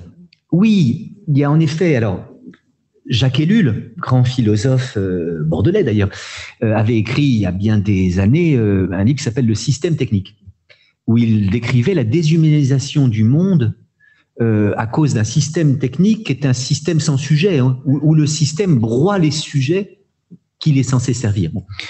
Il me semble qu'aujourd'hui, il est important de reprendre le livre d'Ellul, mais se rendre compte que le système technique est peut-être devenu un système bureaucratique. comme si c'était moins le mandarin très savant en matière de technique, mais peut-être le gestionnaire très savant en matière de compte qui avait pris le pouvoir. Donc ça est un peu caricatural. Mais il est vrai que je disais qu'il est difficile de travailler dans un climat de défiance. Et c'est vrai que la défiance dont je parlais, c'est la défiance des malades et des familles. Mais il y a aussi une défiance du système dans lequel vous travaillez. La culture de l'évaluation, par exemple. Alors, je ne dis pas qu'il ne faille pas évaluer, mais en même temps, la culture de l'évaluation, sur ce sujet-là, Christophe Dejours a écrit des choses tout à fait justes. La culture de l'évaluation n'humanise pas toujours le monde qu'elle est censée humaniser, parce que nous autres aussi, on est évalués. L'université et l'hôpital, moi je travaille dans les deux, si vous voulez, mais je vois des points communs. Et alors nous tous les, de même pour avoir l'accréditation, il faut être évalué tous les 5 ans. Je sais pas. Nous aussi, pour que moi je dirige un master, eh bien tous les 5 ans, mon master est bon. Il y a une agence. Vous aviez l'ANESM, vous avez l'ARS. Nous on a l'HCRS. Enfin bon. Et alors tous les 5 ans, en tant que responsable d'un master, eh bien j'y passe 1 mois de ma vie. Moi qui n'aime pas tellement le système technique, vous voyez, mon téléphone le prouve, j'ai beaucoup de mal avec l'informatique. Et alors, tout d'un coup, je tombe sur une page, et tant que j'ai pas renseigné, comme on dit, cette page, je ne peux pas passer à la page suivante, où on me demande, dans les 5 dernières années, de faire des statistiques. Combien d'étudiants parisiens, combien d'étudiants d'Île-de-France, combien d'étudiants français, combien d'étudiants autres. Et ensuite, les âges. Combien entre 18 et 20, combien, etc. Ensuite, les professions. Combien vous avez d'aides-soignants, combien vous avez d'infirmières, combien vous avez, etc. On n'a pas les chiffres. Résultat, je mets des trucs au pif. Je mens. Je sais, c'est enregistré, mais je m'en fous. Peut-être la dernière conférence que je fais. Ah oui, j'ai pris des risques là. En tant que professeur Fiat. Bon. Mais je mets des chiffres, bon, comme ça. Je ne sais même pas si nos évaluateurs les lisent, ces chiffres-là. Mais avouez, bon, nous mentons tous. Si quelqu'un parmi nous disait « Moi, monsieur, je ne mens jamais », je crois qu'il ferait la preuve du contraire, parce que c'est mentir que dire qu'on ne ment jamais. Nous mentons tous, plus ou moins souvent. Et ce qui est étonnant, c'est qu'au moment même où on ment, on reste attaché à la règle selon laquelle c'est pas bien de mentir. C'est la raison pour laquelle on ment toujours à titre exceptionnel.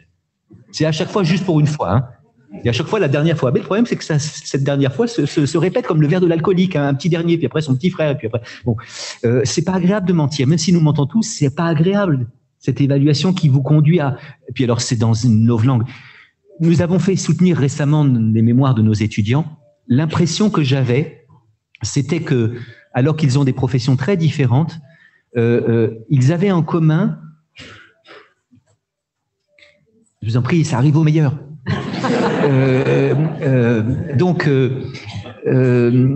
Alors qu'ils font des professions très différentes, qu'ils sont dans des lieux très différents, j'avais l'impression que beaucoup de nos étudiants soignants, au sens très large du terme, nous disaient leur difficulté à continuer d'aimer leur métier. Aidez-nous à continuer d'aimer notre métier. Nous l'aimons, ce métier. Je ne vais pas dire qu'on l'a toujours fait par vocation, hein, mais c'est pas parce qu'on y est entré par vocation qu'on le fera bien. Et c'est pas parce qu'on y est entré par hasard qu'on le fera mal. Hein. Mais enfin, c'est un métier qu'on aime, mais on vous impose des tas de tâches qui ne sont pas au cœur de votre métier. Hein, parfois, les tâches informatiques, comme si le faire savoir devenait plus important que le savoir-faire, enfin tout ça. J'ai l'impression que beaucoup de soignants se sentent éloignés du cœur de leur métier, comme Madame de Rênal sent le cœur de Julien Sorel s'éloigner d'elle à la fin du Rouge et le Noir. Hein. Il est encore là, le cœur de Julien, mais il s'éloigne. Il est encore là, le cœur de mon métier. Rodin a dit combien l'humanité serait plus heureuse si, au lieu de considérer le travail comme la rançon de l'existence, elle le considérait comme le dû. Dû, ça veut dire devoir. Hein. Rodin disait, j'aime tellement mon métier de sculpteur que je paierais pour avoir le droit de sculpter. Moi, il m'arrive de dire, j'aime tellement mon métier que je paierais pour avoir le droit de parler et de faire des conférences. Mais je suis content qu'on me paye quand même. Il y a des moments où vous bien sûr, vous faites ce métier. Alors, la rançon de l'existence, t'existes, eh ben, en échange, tu dois travailler. Le dû, c'est j'existe et j'ai la chance de faire ce que j'aime. Bon. Mais moi, j'ai envie de dire que pour que le travail soit le dû de l'existence plutôt que la rançon, il faut que le travail ressemble à un métier plutôt qu'à un emploi. C'est pas la même chose, un métier et un emploi. C'est-à-dire que le métier, c'est des règles qu'on se transmet, hein, avec, des façons de faire qu'on n'a pas forcément apprises à l'école, hein. Eh bien, alors qu'un emploi, c'est l'interchangeabilité. Il faut se méfier du fait qu'on impose. Oui, on a le système bureaucratique, c'est aussi qu'on a pris des paradigmes dans le monde de l'entreprise pour les mettre dans le monde hospitalier. Il y a des tas de choses qui résistent. On vous impose des mots qui sont pas les vôtres. Tout d'un coup, on vous a dit, on va vous former à la bientraitance. C'est pas un mot qui est immanent du monde des soignants. C'est un mot qui est venu de l'extérieur. Et il y a presque là une espèce de méfiance. On va vous apprendre la bientraitance. Ça veut dire que je suis maltraitant? Non, la plupart des soignants sont bientraitants sans le savoir, comme M. Jourdain faisait de la prose sans le savoir, n'est-ce pas? Alors, je suis d'accord avec vous pour dire qu'il y a un système qui blesse les soignants qui continuent d'aimer leur métier. Et étant l'objet d'une méfiance, ils se demandent s'ils doivent encore se dévouer. D'où des démissions, d'où des burn-out, enfin. Mais ceci dit, si le pessimisme de ma raison, qui rejoint un peu le vôtre, est corrigé d'un optimisme de la volonté, c'est parce que j'ai l'impression que c'est justement dans la relation soignante, presque clandestinement, presque secrètement, que continue de s'inventer quelque chose qui résiste. Bref, quand on est dans un système qui convient pas, faut résister. Et la résistance, c'est pas forcément la résistance héroïque, vous voyez, ou la résistance syndicale, même si elle a sa nécessité absolue. Bon, c'est tout simplement que quand moi, soignant, pas trop crevé, qui continue d'aimer mon métier, qui a l'impression de le bien faire, je reçois la reconnaissance, la gratitude d'une vieille dame ou d'une famille. Là, il se passe quelque chose qui échappe au système, vous voyez. Et donc, je suis pas aussi pessimiste que vous. Vous avez dit que c'était éminemment impossible. Moi, je dis que c'est très difficile. Le très difficile n'est pas l'impossible, hein. Il y a toujours moyen de moyenner. Enfin, il y a pas toujours, non, pas toujours. Des fois, on peut plus. Mais il y a.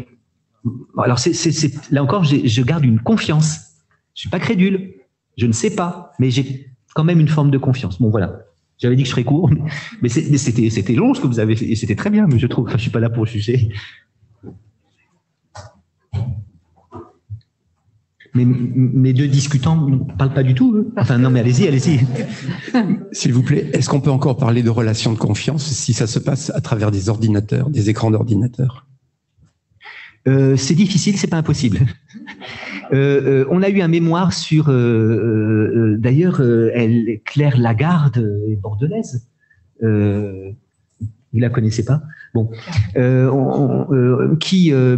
alors elle est psychanalyste et elle a dû faire ses consultations par Zoom.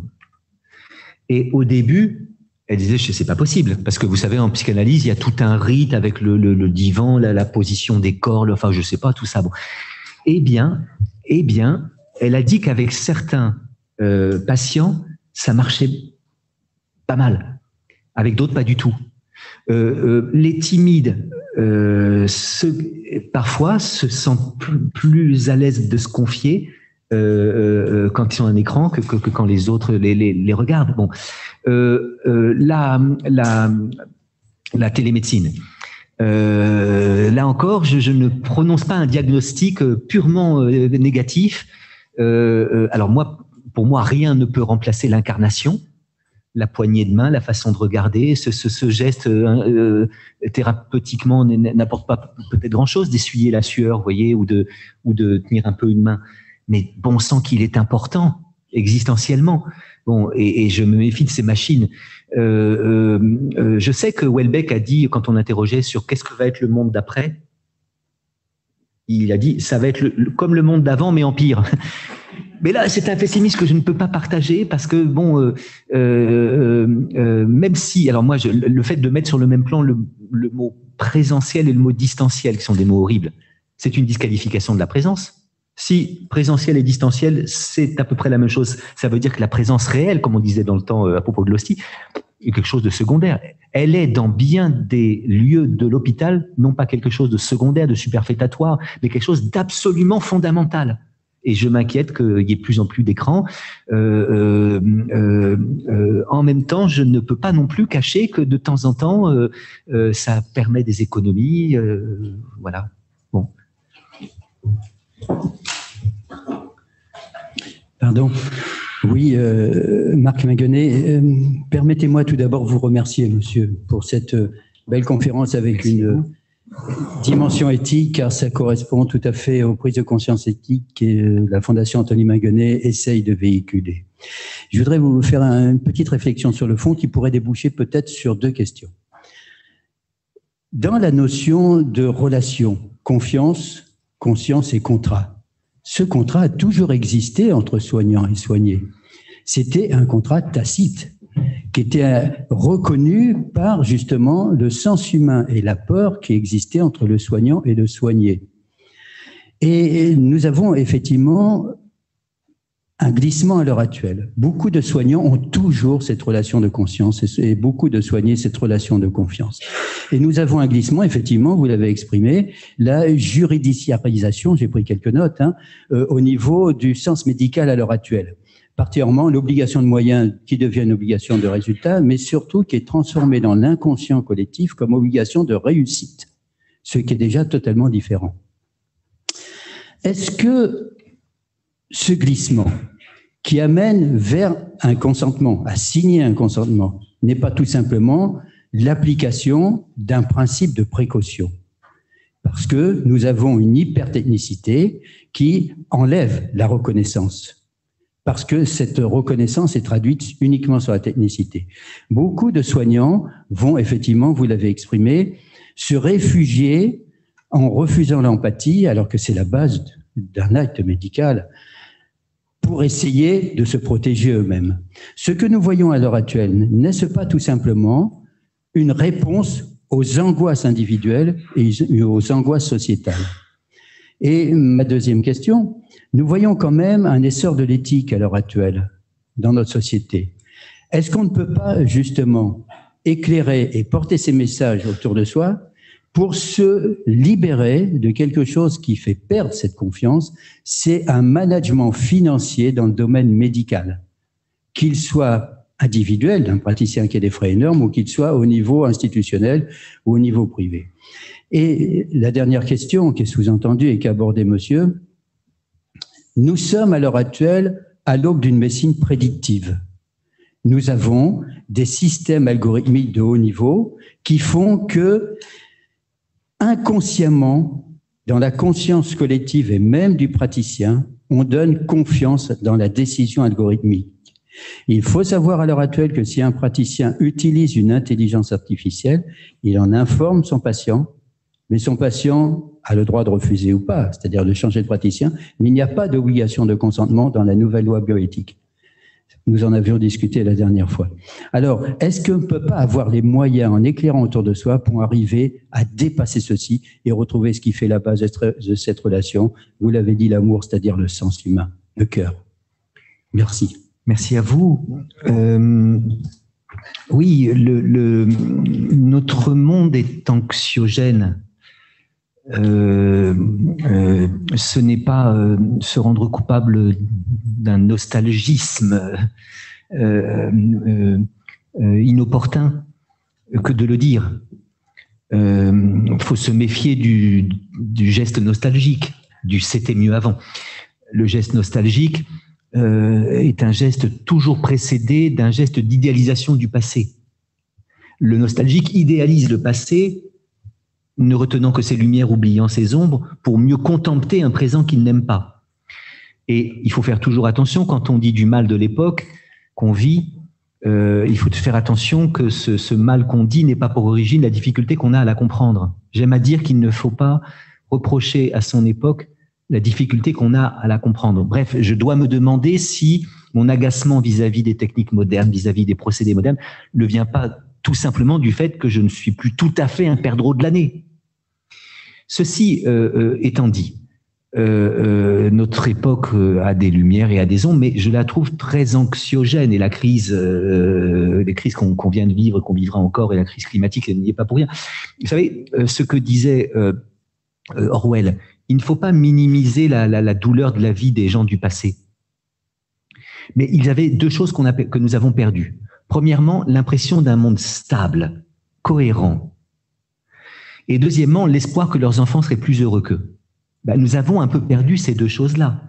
Cela fomente une anxiété palpable dans le monde qu'est le nôtre aujourd'hui et à l'angoisse ou à l'anxiété dont vous avez parlé tout à fait justement, eh bien, une réaction très classique du corps humain, c'est pour se protéger d'accuser. C'est le phénomène du bouc émissaire. C'est-à-dire que c'est pas facile de vivre dans un monde anxiogène. En effet, notre monde ne cesse de changer, vous savez. On ne voit pas, on ne mesure pas à quel point le monde a changé quand on est passé d'une époque où il y avait 95% de chances ou de risques qu'un enfant fasse le même métier que son père. Fils de cordonnier, t'étais cordonnier, fils de paysan, t'étais paysan, fils de roi, t'étais roi. À une époque où il y a 95% de chances ou de risques qu'un enfant ne fasse pas du tout le même métier que son père et même fasse un métier qui n'existe peut-être pas encore et change plusieurs fois de métier dans sa vie. Et même si vous changez pas de métier, même si vous êtes soignant de la sortie de l'IFSI jusqu'à votre retraite, votre métier aura changé plein de fois. Vous voyez ? Et alors cette accélération du temps, cette mutabilité fait qu'on exige aujourd'hui du travailleur, quel qu'il soit, de s'adapter de manière permanente à un monde impermanent. Vous voyez ? S'adapter de manière permanente à un monde impermanent.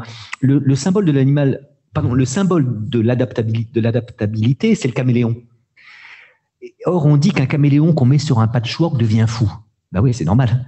Mais je dirais que la situation des travailleurs, et notamment des soignants aujourd'hui, c'est presque pire, parce que je dirais plutôt que ce sont des caméléons sur des kaléidoscopes. Parce que le patchwork, il a plusieurs couleurs, mais elle ne change pas de lieu. Or, sur le kaléidoscope, ça change de lieu.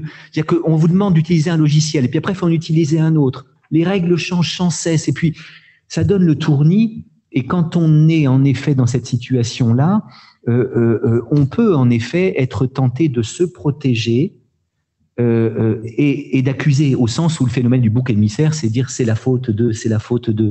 Bon, cette tentation existe, elle est présente aujourd'hui, bon, et elle contribue à abîmer le monde, parce que si on est dans l'autoprotection et dans l'accusation, on n'est pas un client qui améliore l'hôpital dans lequel on vit, vous voyez.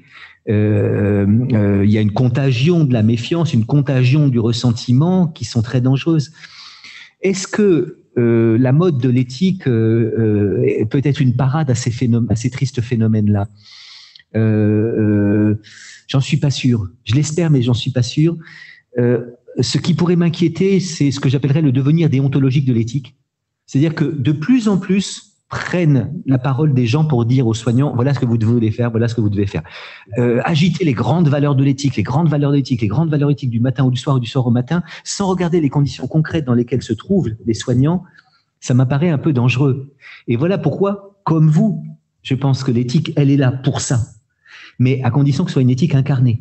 Pas une éthique prescriptive, mais une éthique descriptive. On décrit les situations. Et après, on en tire une idée, c'est que si ça va pas, c'est tel ou... Bon, voilà ce que j'improviserai. Mais je suis d'accord avec tout, je suis avec vous. Après, il y a des petites nuances. Bon, mais voilà. Il y avait une question là-bas, puis après, il faut que je parle trop. Et très bien.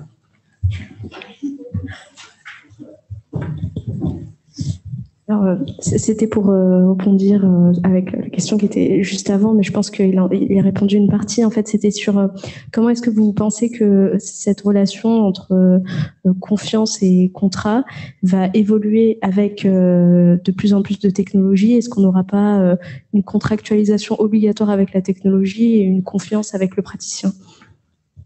Oui, j'ai oublié de parler de la technologie et de la médecine prédictive. Ça fait des grands sujets. Alors, juste un mot, il ne faut pas opposer technique à éthique. Hein.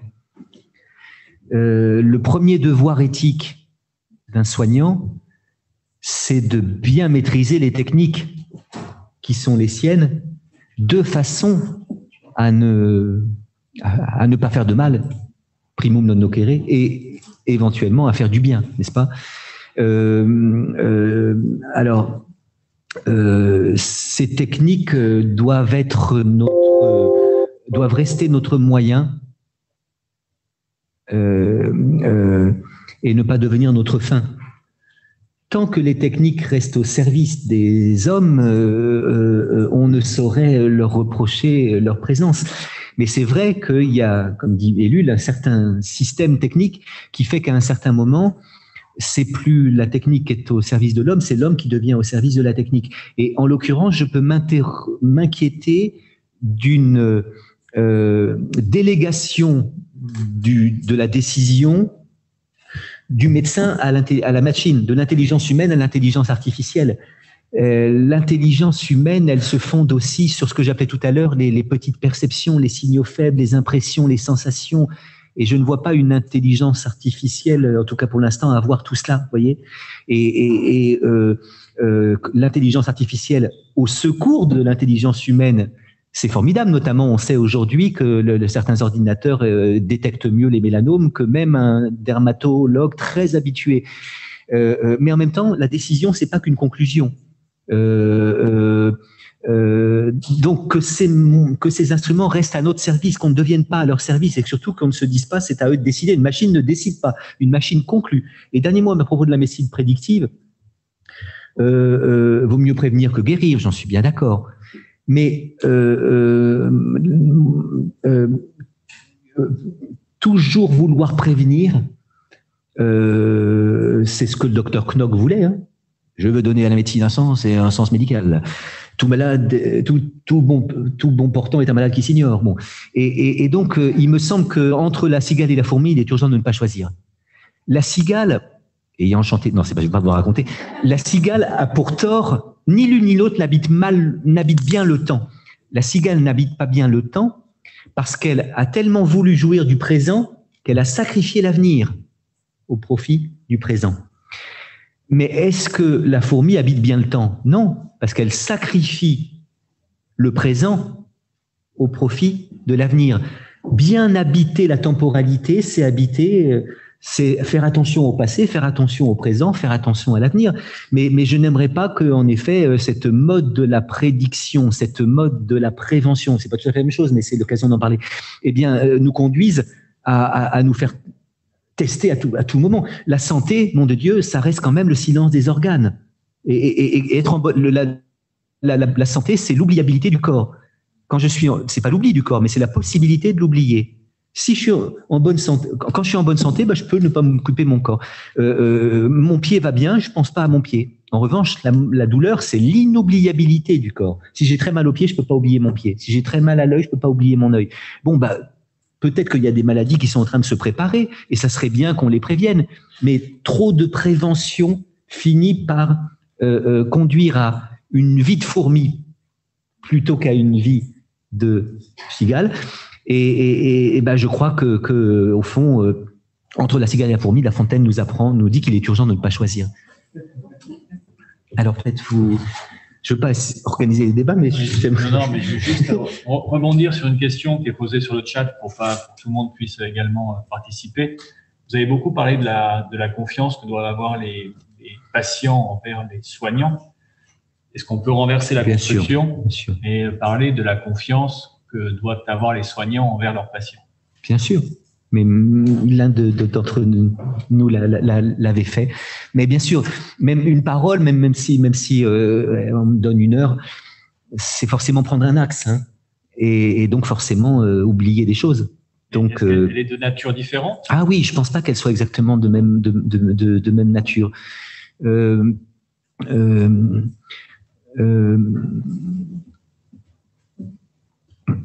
Alors, je ne sais pas. Je ne vais pas improviser quelque chose qui me semblerait confus. Ricoeur nous pose comme une base de l'alliance thérapeutique, à la fois la confiance du thérapeute et la confiance du soigné.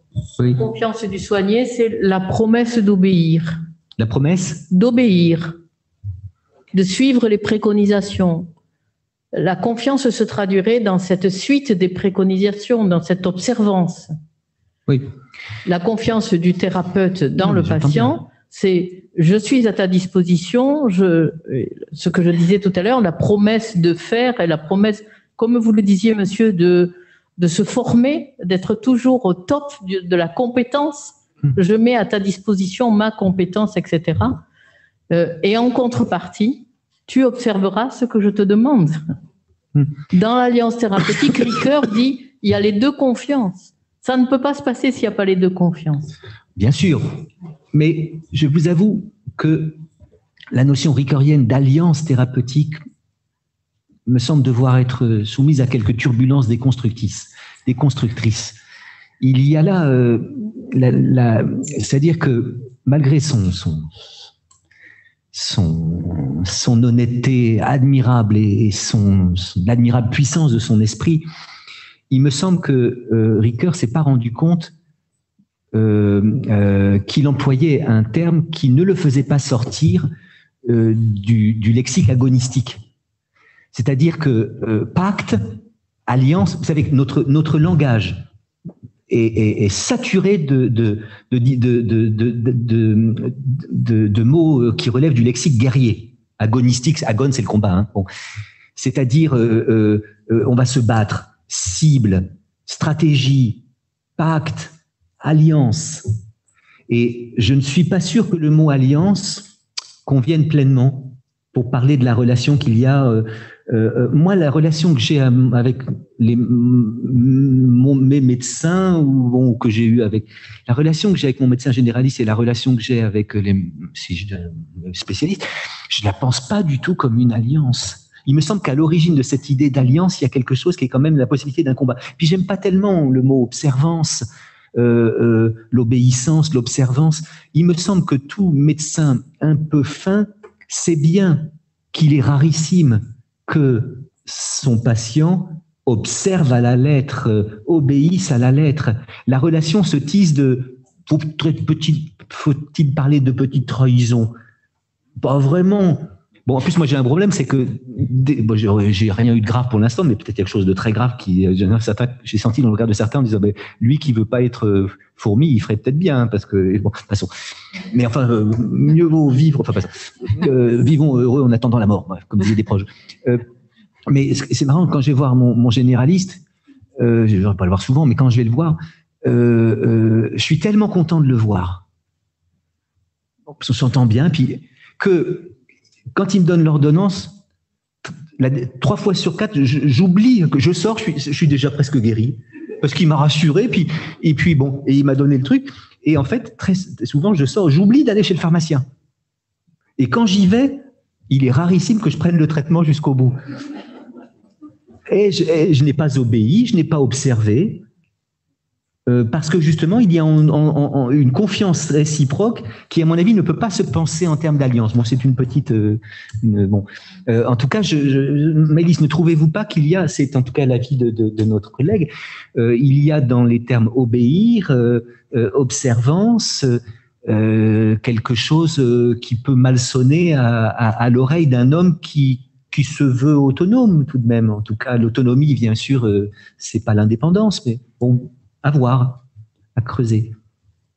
Non, mais c'est très intéressant parce que est-ce qu'on ne pourrait pas résumer la question de la confiance du soignant vers le soigné? C'est la confiance dans sa liberté. Je te dis ce que je te préconise, mais je te fais confiance, que tu le prennes ou que tu le prennes pas. Ton savoir de toi fera que tu prendras le meilleur chemin. Alléluia, alléluia, alléluia. Ça, c'est de l'intelligence collective. Ça y est. On a, ça y est, merci, bravo, Véronique. C'est exactement ça. Et d'ailleurs, alors ça, c'est du Ricoeur et c'est du bon Ricoeur, ça. L'éthique, c'est je veux ta liberté. Je veux que tu sois libre.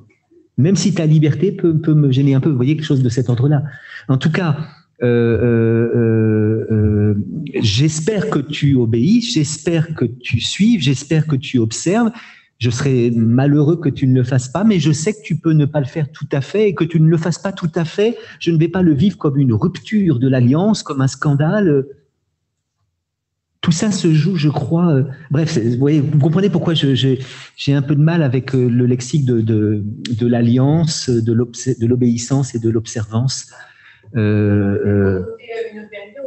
Oui, je crois. Oui, une trace de paternalisme médical qui est très claire. Et juste sur la non-observance, en jurisprudence, on a des cas comme ça, on se dit, mais est-ce que quand le patient est pas observant, est-ce que c'est un moyen pour le praticien qui serait mis en cause, finalement, d'échapper à sa responsabilité? C'est plutôt le contraire. Et quand on sait qu'on a un patient qui n'est pas observant, il faut être encore plus attentif à l'égard de ce patient, parce que justement, on sait qu'il n'est pas observant. Donc, c'est pas du tout un moyen d'échapper à sa responsabilité. Au contraire, ça renforce la responsabilité du soignant. Donc, on voit bien cette mission, finalement, de quasi-protecteur naturel, mais sans pouvoir d'injonction sur le comportement de l'autre. Merci. Pardon, mais en même temps, ce que vous dites me fait aussi penser que on se retrouve quand même face à plusieurs niveaux différents. C'est-à-dire qu'il y a la liberté individuelle qui, pour moi, est primordiale, mais ça, c'est mon côté psycho. Mais qui est, comme vous disiez très bien, Madame Averou, le côté je te fais assez confiance pour te laisser libre de prendre ta décision par rapport à ce que je dis. Mais aujourd'hui, il y a aussi la question sociétale, c'est-à-dire si la personne ne prend pas son traitement, ça va coûter plus cher à la société, on est endetté, blablabla. Et l'univers médical aujourd'hui est empli de ces notions-là dans la tête. C'est ce qu'on dit aux directeurs d'hôpitaux. Si les patients dépassent la durée moyenne de séjour, ça va être catastrophique, on va vous enlever des moyens, vous aurez plus assez de soignants. En fait, c'est toujours le patient qui est le patient en tant que l'être qui souffre, qui est mis en avant auprès des professionnels pour dire c'est lui qui va trinquer. Si vous n'écoutez pas, si vous ne prenez pas en compte aussi la question sociale et non pas que la question de la liberté individuelle, ça sera forcément les patients qui vont trinquer. Et on est aussi pris dans ces doubles discours. Et sur la question de la responsabilisation du médecin ou du soignant sur la question de l'observance au niveau des jurisprudences, en fait, on en arrive aussi là, parce que ça pousse aussi le corps médical ou le corps soignant à contrôler encore plus justement ces personnes qui refusent de prendre des traitements. Et en tant que moi, dans ma clinique de psychologue, je vois énormément de personnes qui ne prennent pas des traitements pour différentes raisons. Et souvent, c'est aussi une question de singularité et à un moment donné, dire je n'en peux plus d'être objet de soins, je n'en peux plus d'être objectalisé par ce monde-là. Je prends ma décision, je suis libre, je viens créer ma décision en ne prenant pas les traitements. Et en même temps, vous avez un SAMSA qui vient derrière et des infirmières ou des aides-soignantes qui vont aller regarder le pilulier, est-ce que vous avez bien pris le pilulier, qui vont interroger les enfants, le mari ou la compagne. Enfin, voilà. Il y a quand même aussi ce rapport-là qui devient, pour moi, de plus en plus dangereux, du fait qu'on est passé dans le contrat, je crois.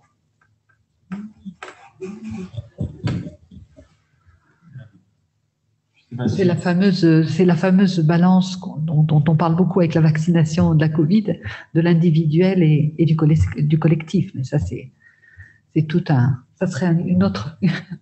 Ça a été l'objet de conférences d'ailleurs.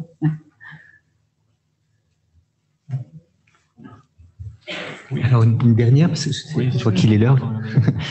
Ce sera la dernière question, parce qu'il faut que nous quittions. Oui, je fais vite. Dans la confiance partagée entre le soignant et le patient, moi, en tant que médecin, elle me paraît indispensable parce que elle nous permet aussi de prendre conscience que nous ne savons pas tout.